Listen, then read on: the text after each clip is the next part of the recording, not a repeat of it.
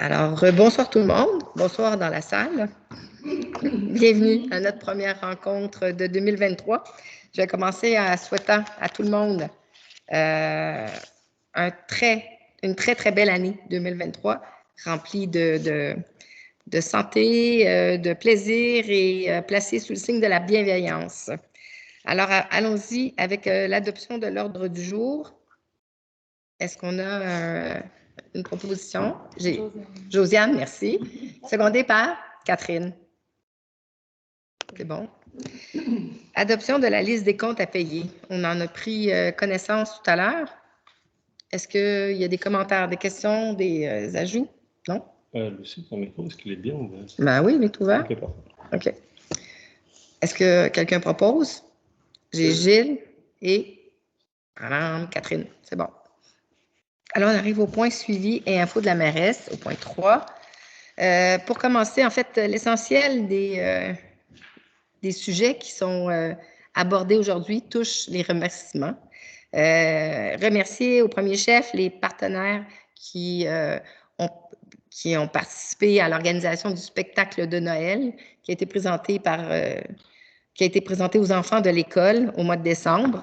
Alors, on avait des commanditaires qui ont permis de garnir des sacs cadeaux qui ont été distribués à tous les enfants de l'école et même, je pense, des garderies, si je ne me trompe pas. Alors, Jus Héritage 77, les compagnies Régal et Sato ont contribué donc à cet événement pour le grand bonheur des enfants, je dois dire. Bienvenue. Merci. Remerciements aussi à la voirie et à notre secteur de la voirie et incendie pour leur travail qui a été fait pendant le temps des fêtes, pendant que l'hôtel de ville était fermé. Alors, il y a eu des situations difficiles, des pannes de courant qui ont duré longtemps, des arbres à nettoyer, des chemins à nettoyer, des arbres à couper. Alors, ils ont été là malgré les vacances, les congés. Alors, un gros merci. Également à Patrick Cournoyer, notre chef, qui était notre chef pompier jusqu'à la fin décembre, qui avait donné sa démission, mais qui est resté vraiment en poste et vraiment comme aux commandes jusqu'à la toute dernière minute. Un gros merci à Patrick pour ça. On voulait aussi profiter de l'occasion pour dire merci à Daniel, à Hubert, à Nora qui accueillent sur le site du garage, le garage. C'est garage. Ah, c'est ça, Station Fribourg. Le conteneur de verre, ils le font de façon gracieuse. Ça ne coûte rien à la municipalité. Ça nous permet d'être plus actifs en matière de récupération, puis de récupération ciblée, dans le fond, des bouteilles et du verre. C'est quelque chose qui est très apprécié. On tient à leur dire merci pour ça. Nos comités consultatifs en 2022 ont fait un travail extraordinaire, se sont réunis, ils ont déjà mis en place de belles choses. Alors donc, un gros bravo pour leur implication. C'est apprécié, c'est vraiment comme très apprécié par l'ensemble de la communauté et on voulait leur faire un petit coup de chapeau pour souligner ça puis leur dire qu'on est 100% confiant que 2023 va être extraordinaire en termes de réalisation pour nos comités consultatifs. On a des tucs, des mitaines, des pantoufles qui ont été tricotées par les bénévoles du Centre d'action bénévole de Cowansville qui sont disponibles. On en a déjà donné au dépanneur qui a pris charge de refaire quelques distributions aux gens qui en avaient besoin. Mais il y en a à l'hôtel de ville. Alors, si vous avez besoin de vous chauffer les mains, la tête, le cou, il y a du matériel disponible à l'hôtel de ville. C'est gratuit et il y a des pièces vraiment très jolies. J'ai dit à l'hôtel de ville. Au Grammar School, évidemment. L'hôtel de ville est fermé pour le temps des travaux. Merci, Sergei. Rappelez aussi qu'on a 2 postes ouverts au comité consultatif en urbanisme. Alors, on se rappelle, le mandat est de 2 ans. On a 2 membres dont les mandats arrivent à terme. Vous avez jusqu'au 27 janvier pour déposer au Grammar School votre candidature, votre lettre d'intention ou faire parvenir par courriel également. Si vous voulez participer au comité consultatif, les rencontres se font généralement en après-midi, donc il faut être disponible. La façon dont ça fonctionne, c'est qu'on reçoit, dans le fond, l'ensemble des demandes, incluant les demandes de ceux qui étaient présents au CCU et qui désiraient poursuivre, puis on rebrasse les choses, puis on repart à zéro dans l'évaluation des candidatures. Alors, jusqu'au 27 janvier, si ça vous intéresse, le message est passé. Un dernier point, ce qui me concerne, ça concerne la coupe. Évidemment, avec les événements climatiques qu'on a eus dans le temps des fêtes, il y a beaucoup d'arbres qui sont tombés. Et j'ai vu passer beaucoup de messages de gens qui, bien intentionnés, qui voulaient aider, qui voulaient contribuer. C'est très bien. On a, entre autres, sur tout ce qui concerne les sentiers gérés par Vitalité Frillesburg, là, on parle des sentiers FR1 et FR2. L'entretien des sentiers est placé sous la responsabilité de Vitalité. Alors, si vous voulez vous impliquer, donner un coup de main, vous vous adressez à Vitalité dans un premier temps. Il n'y a pas d'initiative personnelle dans ce cas-ci. C'est une question d'assurance, de responsabilité. Il n'y a pas personne. Puis en plus, ces sentiers-là passent sur des terrains privés. Alors, il n'y a pas n'importe qui peut aller couper des arbres comme ça. La même chose pour les sentiers du parc municipal. On salue les bonnes intentions, mais l'entretien du parc municipal, ça relève de la municipalité. Alors, il n'y a pas personne qui a à aller sur place, même si c'est dans de bonnes intentions, pour couper les arbres qui bloquent ou même qui sont dangereux. Un arbre est dangereux, vous appelez la voirie en prend charge, va s'occuper de faire les travaux. Alors, puis si, comme je le disais, si vous voulez vraiment vous impliquer, Vitalité Frillesburg, le comité des sentiers, ouvre grandes les portes pour accueillir les bénévoles prêts à donner un coup de main. Alors, le dernier point concerne l'ouverture du gymnase. Je vais passer la parole à Stéphanie, qui, je pense, avait comme quelques petits points à ton micro. J'ai pas ça. Ah, OK.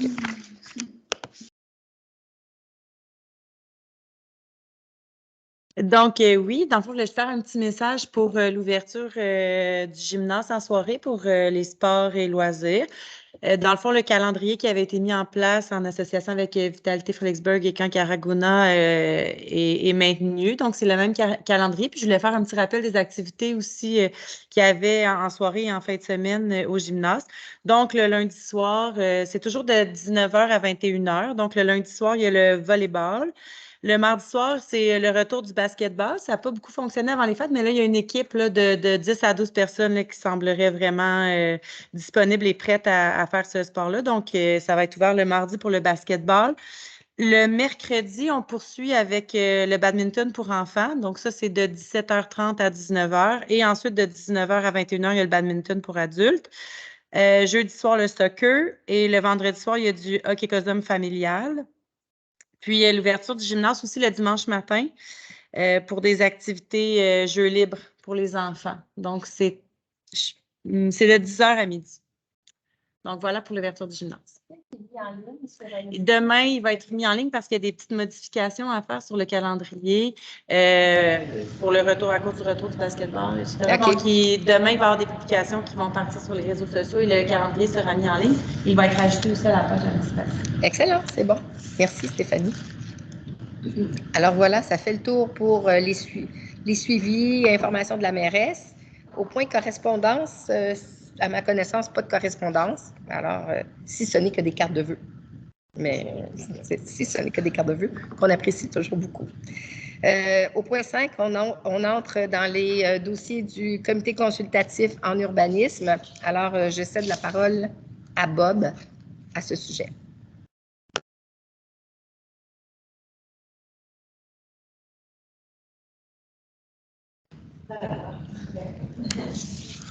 Donc, bonsoir. On a 3 points lors du jour du CCU du mois dernier. Donc, le premier point couvre le projet de Nidazo. Donc, 35 maisons, 45 adresses environ, dans la partie derrière l'église anglicane. Donc, les gens de Nidazo ont venu rencontrer le CCU. Le plan concept d'aménagement pour le projet a été déposé. La demande a été assujettie au règlement du PIA. Les demandeurs ont déposé les documents requis pour la bonne compréhension du projet. Les demandeurs sont venus à la réunion du comité consultatif, accompagnés de l'ingénieur du projet pour expliquer le projet. Le projet de développement prend en compte les milieux naturels et d'intérêt et les paysages dans sa planification. Le projet de développement est organique, c'est-à-dire qu'il respecte le caractère du milieu, son milieu d'insertion. Les développeurs tentent de réduire au maximum la superficie de boisé à couper. Le projet respecte les critères du PIA pour le projet de développement. La nécessité de mixité d'offres d'habitation dans le village est respectée aussi. Les enjeux d'abordabilité des logements, de protection du paysage, de protection des milieux naturels, de construction écologique et de contraintes techniques sont présentés. Les membres du CCU considèrent que le projet respecte la vision de développement de la municipalité décrite à travers les critères du développement sur le PIA. Considérant que les membres du CCU recommandent au Conseil d'accepter le plan concept d'aménagement du développement lors d'une résolution de principe. Donc, ils recommandent au Conseil d'adopter. Est-ce qu'on vote chacun? C'est d'accepter le plan concept d'aménagement tel qu'il a été proposé, mais ce n'est pas comme une acceptation de chaque élément du projet. C'est plus l'ensemble, dans le fond, pour le signifier qu'on les soutient. C'est ça, Rob, dans leur... Oui, c'est le plan concept d'ensemble qui a été présenté. Je pense qu'on devait le voter indépendamment. Indépendamment, je suis d'accord avec toi. Alors, qui propose le plan concept de début, dans le fond, l'approbation du plan concept. Qui propose? Catherine et Marie-Claude. Donc, un deuxième point était le 91 rue principale, une résidence que M. Pierre Bovin a achetée dans la courbe là, en allant vers la sortie du village. Une espèce de petit bâtiment, là, une grange là, qui veut rénover, une grange qu'on voit au bord du chemin, et la maison principale est au bord de la route, au bord de la rivière, pardon. Donc, remplacement de fenêtres, peinture, des choses mineures. Donc, le CCU recommande au Conseil d'accepter la demande de permis déposée. Et le dernier point, c'est la maison 79 rue principale, l'ancienne maison de la fille de M. Walden. Là aussi, le projet a été déposé au CCU, c'est conforme. Le Conseil, par contre, suggérait aux propriétaires de remplacer le bordeaux d'asphalte par une toiture en tôle un petit peu plus, qui s'harmonise plus avec les maisons de ce style dans le village, mais c'est une recommandation, vu que le toit en ce moment est en bordeaux, donc on ne peut pas exiger le remplacement, mais on peut conseiller aux propriétaires de le remplacer par la tôle pour éventuellement se marier aux autres maisons du village. Donc, dans ce cas-ci aussi, le CCU recommande au Conseil d'accepter la demande. Alors, qui propose pour les deux derniers points? Marie-Claude et? OK, Stéphanie. Donc, on va s'assurer de spécifier, dans le fond, au nouveau propriétaire du 79 principal, la recommandation additionnelle du Conseil quant au toit. Le point numéro 8, bonification. En fait, on est dans la bonification puis la mise à jour du système d'alarme. Bon, vous savez, les travaux qui se font en ce moment à l'hôtel de ville mettent en lumière certains éléments comme à mettre à niveau, entre autres en ce qui concerne le panneau incendie, qui a besoin d'être plus performant parce qu'on a de nouvelles zones, dans le fond, qui s'installent, de nouveaux bureaux en bas. Alors, le Conseil, à ce stade-ci, désire mandater le directeur général pour obtenir des soumissions pour mettre à jour l'équipement du système d'alarme. C'est bon? Proposé par Bob et... Évidemment. Pour dire au public que le texte qui est suggéré va être modifié. Oui, effectivement, le texte qui apparaît en ce moment va être modifié en conséquence parce qu'on souhaitait avoir un petit peu plus de soumission que ce qui était là. Qui est-ce qui a proposé? J'ai Bob et ici Josiane, vu que c'est à l'heure. Point numéro 9, offre de services professionnels sur une base mensuelle quant au suivi, l'exploitation des installations d'eau potable. Alors, on a une proposition de la firme Aquatech différentes options nous avaient été présentées quant à prise ou non d'échantillons, suivi ou non d'échantillons. Dans les options proposées, on a choisi d'y aller avec une exploitation annuelle de la partie eau potable, frais d'analyse inclus pour l'année 2023.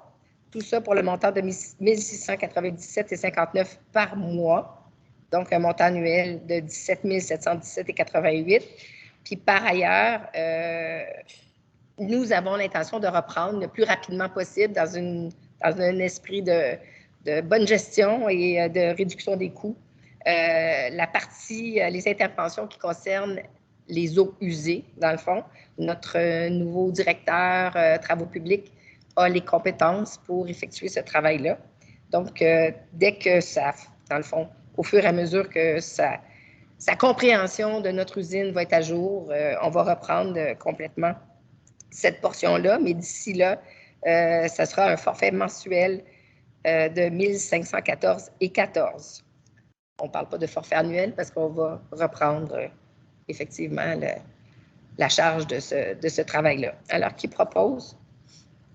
J'ai Bob et Catherine. Point 10. Offre de services professionnels sur une base forfaitaire, évaluation préliminaire pour une problématique de dureté de l'eau. On a reçu une offre parce que ce problème-là est récurrent et mentionné par les utilisateurs de l'eau au village. L'eau est très dure. On a déjà des résultats qui ont comme différents stades, dans le fond, de dureté de l'eau. On se situe dans la norme très élevée. Donc, une eau qui éventuellement tache, brise les appareils, endommage le lave-vaisselle, les chauffe-eau, etc.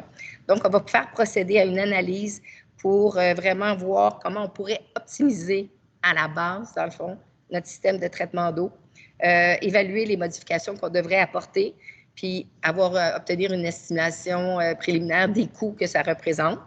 Une fois cela fait, bien, on va s'asseoir, puis on va discuter, on va voir comment ça se produit. Mais on sait déjà que chez d'autres municipalités de notre grosseur environ, des subventions ont déjà été données à ce sujet-là. Donc, il y aurait peut-être un petit travail à faire de recherche pour aller chercher les subventions adéquates. Mais pour le moment, ce qu'on cherche à faire, c'est obtenir, dans le fond, cette offre de service pour 6 726,04. Même la subvention. OK, même la subvention. Dans le fond, même le travail, ce premier travail préliminaire est aussi admissible à l'obtention d'une subvention. C'est super. Alors, qui propose? J'ai Bob et Josiane. Merci. Oui, Bob et Josiane. Paiement, on va faire la petite correction ici. Hein? PAIE. Paiement à Alain Saladius. Monsieur Saladius, c'est celui qui nous accompagne, notre professionnel, qui nous accompagne dans tout le dossier de l'usine d'épuration. Alors, on a sa facture au montant de 2 214,42 pour le mois de décembre qui doit être réglé. Alors, qui propose? Gilles et Catherine. Voilà. Un autre paiement avec un E aussi. Cordeau, performance, réparation, camion incendie, ça fait référence à l'événement dont j'ai fait mention en début de séance. Une réparation donc effectuée en urgence dans le temps des fêtes. C'était sur un camion incendie, en fait, qui avait des choses à réparer. 1104,84. Qui propose? Bob et Marie-Claude. On a l'engagement du directeur du service incendie municipal par intérim, Marc Fossy, au point 13. Alors, comme je l'ai mentionné aussi, Patrick Cournoyer a cessé, dans le fond, ses fonctions de chef pompier en date du 31 décembre. Marc, qui fait partie de la brigade, a une très grande expérience en matière d'incendie. Il a travaillé à Granby, à Cowansville, a accepté d'occuper le poste de directeur du service incendie par intérim. Puis, il y avait quelque chose de spécial aussi, je pense. Oh, c'est ça. Donc, c'est un directeur incendie sur appel par intérim. Fait que ça, c'est quand même... Exactement le même format qu'avec Patrick, c'est ça. Au même taux, aux mêmes conditions, tout est pareil. Donc, c'est vraiment, mais c'est quand même spécial, sur appel par intérim. Alors, qui... Oui, c'est ça. Alors, qui propose? J'ai Bob et Stéphanie, c'est bon. Indexation des salaires, alors c'est en date du 1er janvier. On avait adopté une résolution à cet égard en décembre. Donc, d'augmenter l'échelle salariale du personnel municipal et des pompiers à temps partiel à 6,3 au taux de 6,3 Alors, ça correspond au taux de la MRC appliqué à l'ensemble du personnel. Ça correspond au taux d'inflation en vigueur en 2023. Alors, 2022. Qui propose? J'ai Catherine et Stéphanie. Adoption du plan d'action communauté nourricière. Alors, on a du travail qui a été effectué par un représentant, Jean Chenevert, pour ne pas le nommer, du comité agriculture et foresterie. Au niveau de la communauté nourricière, une subvention nous avait été accordée à cet effet-là. Il y a un plan qui a été développé. En fait, un plan d'action également a été déposé. Alors, la résolution de ce soir vise à adopter le plan d'action de la communauté nourricière qui a été, puis de confirmer également que c'est le comité consultatif en agriculture et foresterie, représenté au sein du conseil par Bob Lucier et par Sergei Golikov, qui prennent charge de ce dossier pour la suite des choses. Alors, qui propose? Josiane et Catherine. Parfait. Nomination d'un représentant au Conseil des maires. Alors, dans le fond, c'est une même formulation. On comprend qu'il faut faire ça chaque année. Donc, je suis la personne désignée pour siéger à la table du Conseil des maires. En cas d'absence de ma part, ce sera Gilles Prairie, le maire suppléant, qui sera présent. En cas de non-possibilité pour Gilles d'être présent, ce sera Bob. Et si Bob ne peut pas, mais là, ça va mal, on est rendu quand même à 1, 2, 3, mais ce sera Marie-Claude. Puis là, on va espérer que pour la suite, ça va être correct. Alors, qui propose? Stéphanie et Catherine. On est d'accord. Vous êtes d'accord? Vous êtes d'accord? C'est bon. Permis de réunion municipalité de Frédéricksburg, c'est pour le banquet des maires et la fête des bénévoles. J'en ai pas parlé, mais c'est parce que j'en parlerai quand même aussi au mois de février. Deux choses là-dedans. Le premier week-end de février, Frédéricksburg va, dans le fond, accueillir le banquet des maires. Chaque année, ça se tient dans une municipalité différente. J'avais comme proposé que ce soit ici pour en fait, je l'avais proposé pour 2022. La COVID a fait en sorte que ça ne s'est pas fait. Donc, en 2023, ce sera à l'église anglicane, dans une formule vraiment comme chouette et sur laquelle le conseil travaille. On accueille l'ensemble des maires de la MRC ainsi que leurs conjoints. Puis en même temps, comme on aura à faire un setup pour l'église, on va profiter de l'occasion pour tenir une réception le lendemain, un 4-7, pour souligner le travail des bénévoles qui se fait dans la municipalité. Donc, j'ai besoin d'avoir un permis de réunion pour avoir le droit de servir de l'alcool dans ces moments. Parce qu'on n'en boit pas, mais juste au cas. Juste au cas. Est-ce que quelqu'un propose? Oui, j'ai Stéphanie, évidemment. Et Marie-Claude, voilà. Alors, je note que la liste des permis du mois de décembre a bien été déposée dans nos documents. Alors, point 19, j'arrive à la nouvelle des comités consultatifs. Alors, je vais céder la parole à mes confrères et consoeurs, à commencer par Stéphanie, avec le comité société. Oui.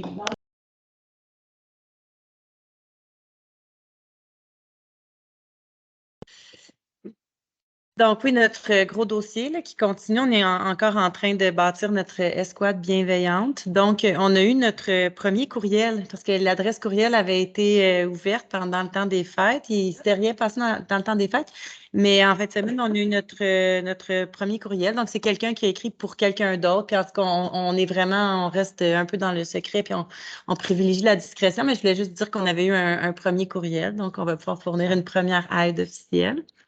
Aussi, dans le fond, probablement, en tout cas dans le mois de janvier, on va entamer un petit peu plus la recherche de bénévoles pour faire partie de l'escouade. Donc, on va envoyer comme un sondage via les réseaux sociaux qui va être disponible aussi sur la page du site Internet de la municipalité, où vous allez pouvoir justement aller dire, oui, moi, je serais intéressée à donner quelques heures, parfois, tu sais, sur appel de façon ponctuelle, et aussi cocher dans quel domaine vous êtes, dans le fond, appelé à donner de l'aide. Donc, est-ce que c'est pour de l'écoute? Est-ce que c'est pour faire des commissions, pour faire des petits travaux, pour cuisiner? Donc, il va y avoir toutes sortes de façons dont on peut donner de l'aide. Donc, ça, c'est ce qui s'en vient pour l'escouade bénévole, l'escouade bienveillante pour les prochains, c'est ça, les prochaines semaines. Oui, oui, merci. Oui. On va avoir aussi un numéro de téléphone à la municipalité. Donc là, avec les rénovations, on est en train de refaire dans le fond, avoir un nouveau système téléphonique. C'est déjà en place. Et on va avoir un numéro de téléphone aussi qui va s'ajouter à l'escouade bienveillante. Donc, si on veut demander de l'aide, on va pouvoir le faire par téléphone aussi. Il y a quelque chose de physique aussi, une boîte qui s'en vient éventuellement dans le village, là, mais je ne peux pas aller plus loin. Là, on n'a pas encore trouvé la formule parfaite. C'est bon. Maintenant, merci Stéphanie. Culture et tourisme, Marie-Claude, on t'écoute. Oui, bonsoir. Alors, pour le comité Culture et tourisme, on s'est réunis la semaine dernière et en préparation d'une soirée qui aura lieu le 19 janvier à l'église Bischoff.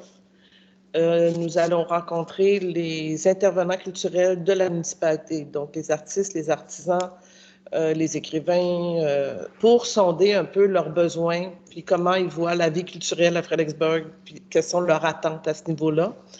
Dans un deuxième temps, il va y avoir un sondage qui va être envoyé aux citoyens de la population, aux citoyens de la municipalité, pardon, pour un peu savoir comment quelles sont leurs attentes, leurs désirs face à ça aussi.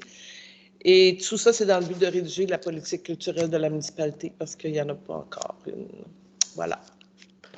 Puis au niveau de l'échéancier, c'est prévu, mettons, dans Oui. les rencontres, la rédaction, on pense qu'on arrive à un résultat vers avril-mai. Ah, c'est bon. Oui, on veut donc faire au printemps. Oui, c'est ça. C'est bon. Parfait. Merci Marie-Claude. Environnement, Josiane? Oui. Donc, du côté du comité environnement, on va commencer l'année avec une conférence sur la pollution lumineuse. Donc, on a un expert de la réserve du ciel étoilé de Mégantic qui va venir jeudi, le 16 février à 18h30 à l'Hôtel de Ville. Puis là, il va y avoir d'autres informations qui vont suivre prochainement sur la formule de la conférence. Puis, donc, c'est ça, lui, il va venir discuter des conséquences liées à la pollution lumineuse, puis à certaines démarches qui ont été entreprises par des municipalités pour, dans le fond, préserver les ciels étoilés des municipalités. Donc, c'est ça. Puis c'est organisé aussi avec la municipalité, la ville de Denham. Donc, ça va être une conférence co-organisée. Ça va avoir ici? Ici, à l'Hôtel de Ville, jeudi le 16 février. Mais il va y avoir une publication qui va être affichée sur notre page Facebook, puis sur le site de la municipalité aussi. Sûrement, oui. À quelle heure, José? 18h30. 18h30, c'est ça. Donc, voilà les dernières infos. Bon. Puis j'imagine qu'il va falloir s'inscrire ou c'est Oui, peut-être que... je pense qu'on va... J'ai l'impression que ça va être très populaire. Oui, on va s'organiser. On va se souhaiter un ciel étoilé. Oui, étoilé, c'est ça, ouais. ce soir-là.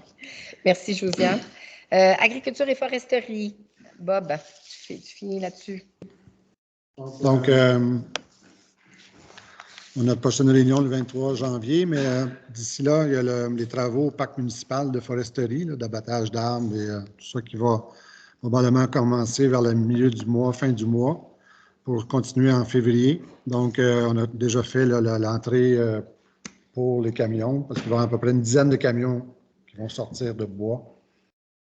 l'entièreté du parc, du projet. Donc, un panneau d'interprétation va être installé incessamment et puis les travaux vont se faire là, en période de gel. Espérons que le gel pogne dur et que ça n'endommage pas trop. Mais bref, c'est en janvier, fin janvier, février. Les arbres ont déjà été marqués. Ouais. Ça donne déjà une bonne idée là, quand on se promène au parc. Merci, Bob. Au point variable, je pense qu'il n'y avait rien à rajouter. Je ne me trompe pas. Alors, on va à la période de questions des contribuables. Alors, je vous écoute. Semaine 5, le quotidien, on sort pour les déchets, les poubelles. On fait quand les journées, tout ça, il n'y a pas un nom. OK. Je vais reprendre votre question pour que ce soit entendu. La question, c'est, dans le fond, la cédule des collectes, là, autant pour les déchets que... Bon. Non, on n'en a pas fait un autre. Premièrement, parce que sur le site de la municipalité, si vous y allez, vous entrez votre adresse, puis vous avez votre calendrier personnalisé. Ce n'est pas ceux de tout le monde. Puis la façon dont ça fonctionne, on le présente par zone. Zone 1, zone 2. Souvent, ça suscite des réponses et des questions ici parce que les gens ne connaissent pas leur zone. Fait que déjà, juste à entrer son adresse, on a notre calendrier. Puis surtout, cette année, la séquence est identique à celle de l'année passée. Alors, si vous voulez avoir vraiment garder votre calendrier, c'est pareil. Il n'y a rien qui change. Vous êtes sur la page d'accueil, vous avez le calendrier personnalisé. Excuse-moi, c'est que j'ai pas OK, mais si les vidanges étaient le premier mardi du mois, ça reste le premier mardi du mois. La séquence est la même. Tout est pareil. Mais autant pour la récupération que le compost, si la semaine passée, si la dernière semaine de décembre, c'était votre bac de compost qui était là le mardi ou le mercredi ou peu importe, bien, la semaine d'après, c'est la récupération, la même journée, la même... Ça, je comprends, c'est exactement, parce que moi, incluant les alimentaires, je mets mes poubelles, je ne fais pas d'hiver, mon bac va rester là. Le bac de récupération, c'est au mois et demi, 2 mois. OK. Donc, pour moi, c'est ça, des fois, je me dis, oh, il est plein. Non, c'est quand est-ce que j'ai... OK, je comprends. Bien, dans ce cas-là, oui. On peut aussi l'imprimer. On se disait qu'on s'ouvrait un peu de... En fait, c'est facile de lever. Il n'y a aucun problème que vous imprimez la version personnalisée. C'est ça, puis on va vous... OK, ouais, c'est ça, plutôt que l'envoyer à tout. Bien sûr. C'est comme la façon la plus simple. Oui? Moi, j'ai 2 félicitations et une question. OK. On va y aller avec les félicitations. La question. Te connaissant, on va commencer par ça. Félicitations adressées à tout le conseil municipal, qui, je crois, tout le monde a participé au marché de Noël. Bravo. Merci. C'est vrai. 2, bravo pour votre courage cette année de passer, si j'ai bien compris dans le messager, le taux de taxation de 63 cents à 65 cents. Exact, c'est ça. C'est pas populaire, mais il faut que ça se fasse. Parce que moi, j'ai travaillé en finance. Je vous félicite de votre courage. OK. Merci. Autrement, ce ne serait pas mon commentaire. OK. Dernière question dans les prévisions budgétaires de l'année prochaine. La question, c'est, dans les transferts de 381 000, est-ce que ça inclut les remboursements de taxes foncières des entreprises agricoles? Les entreprises agricoles. Oui, je comprends ce que tu veux dire. Je ne... OK. Ça rentre dans taxes 2 18 366. Je veux pas dire... Je veux pas... C'est assez facile, ça. Moi, je te dirais que non, là. Ça comprend pas ça. C'est pas des transferts? Je ne crois pas. Dans le poste taxes? Non plus. Ben, c'est ça. C'est un chèque que vous recevez de la province, ça. Pour tout le monde qui ne paye pas des taxes foncières. Non, je comprends très bien ce que tu veux dire, mais je ne pense pas que ça fasse... Oui, mais... OK. Bon, ben ça doit être dans les transferts d'abord, dans ce cas-là. Effectivement. Mais franchement, John, je vais comme vérifier. Donc, il y a d'autres choses dans le transfert, il n'y a pas juste ça. Non, il n'y a pas que ça. Il n'y a pas que ça, c'est sûr. Tout. Non, tu n'as pas les subventions dans les transferts. Je ne crois pas. Merci. Tu veux avoir le détail du transfert, c'est ça ta question? OK. 381 000 de revenus, c'est ça le fond. En général, on regarde moins quand c'est les revenus. On est content. Non, oui, tu as bien raison. Mais OK, mais je te reviendrai là-dessus pour le détail. Est-ce qu'il y a d'autres questions? À ma gauche? Non? C'est fou. Ben, L'usine d'épuration, est-ce que ça bouge? Ça a eu le... De notre député. Je veux dire là-dessus que sur l'usine d'épuration, je n'ai pas notre député, oui, j'ai eu des nouvelles d'elle qui nous a dit qu'on avait notre subvention, qu'on serait comme subventionné dans le fond pour la mise à niveau. On attend le montant, dans le fond, le taux de participation. On sait je ne pense pas que je trahisse rien en disant ça. Notre consultant professionnel a cité une rencontre où on lui a confirmé qu'il y aurait une version 2.0 du programme Primo qui va être annoncée pour le début du mois d'avril. Alors, c'est là où toutes les choses vont se dévoiler, je dirais. Autant la hauteur de la contribution puis la hauteur de l'effort qui sera fait du côté du gouvernement pour nous assister. Alors, on attend tout ça. Mais ça va se faire ce printemps. Est-ce que ça répond à votre question? Oui? Dans le projet NIDASO, là, vous avez accepté, est-ce que vous avez mesuré l'impact au niveau de nos infrastructures là, pour justement avoir... On a un mandat qui a été donné, qui est en cours, qui a été d'ailleurs initié par... en fait, non, il a été comme bonifié par notre comité environnement, à savoir justement notre capacité quant à la gestion autant des eaux usées que de l'approvisionnement en eau. Ça fait partie, évidemment, si jamais ça se pouvait pas, ça se pourra pas. Mais on va le savoir. Ce qu'on a accepté aujourd'hui, c'est l'idée du plan concept, c'est l'idée de la façon dont ils souhaitent développer, la façon telle que, mettons, ils répondent à nos demandes tant qu'à l'enfouissement des fils électriques, la nécessité de se raccorder aux deux systèmes, parce qu'on ne veut pas avoir des puits partout, on ne veut pas avoir des fosses septiques partout. Donc, à cet égard-là, ils remplissent les attentes de la municipalité. Puis notre demande qui concerne la recherche vraiment plus poussée sur notre nappe phréatique, notre capacité et tout, va venir, dans le fond, appuyer notre engagement pour NIDASO. Tu veux que je parle de ça maintenant?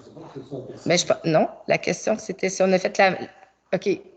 Sur notre capacité. Dans le portrait global, est-ce que vous avez fait un calcul? C'est sûr que là, on parle de nouvelles rentrées d'argent. OK. Ben, excuse-moi, j'ai mal compris. Je pensais que ta question concernait notre capacité de fournir l'eau, notre capacité de traiter l'eau. Entre autres, évidemment, ça OK, mais ça, c'est la réponse.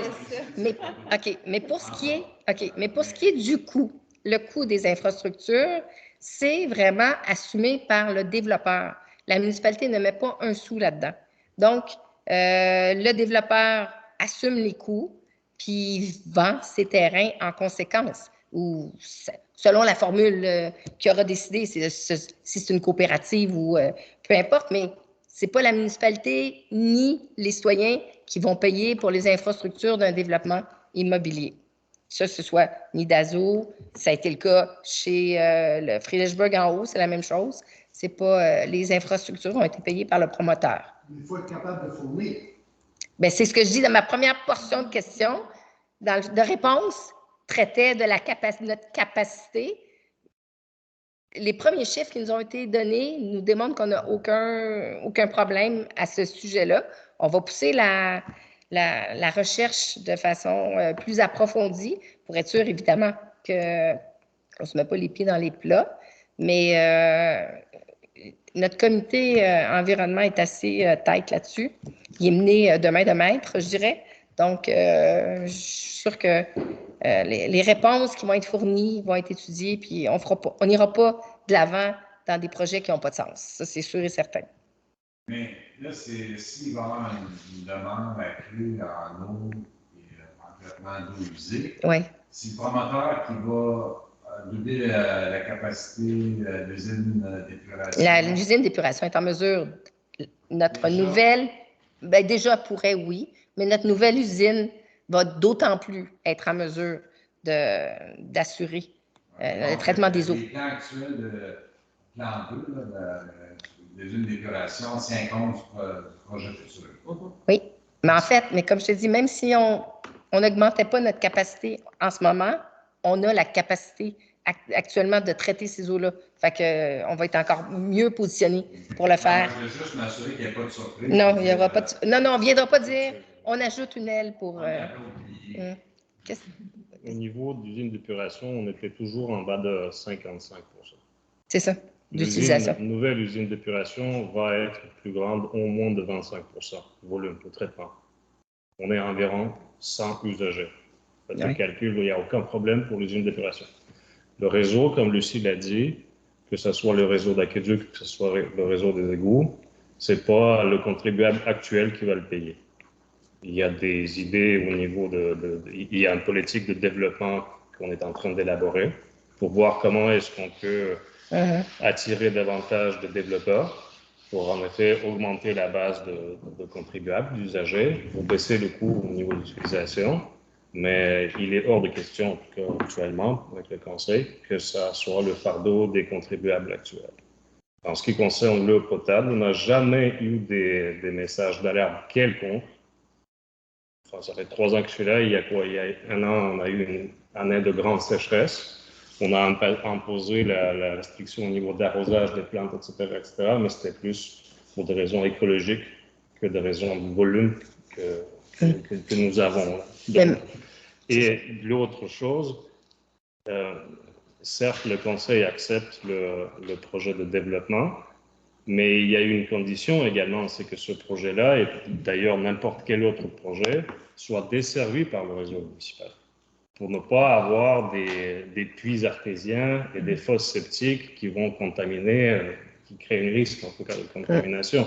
Donc c'est envisagé là, pour que notre système puisse fournir tout le monde, et à la demande du comité d'environnement, les études vont être poussées et approfondies au niveau de volume, disons, dont on dispose. Exact.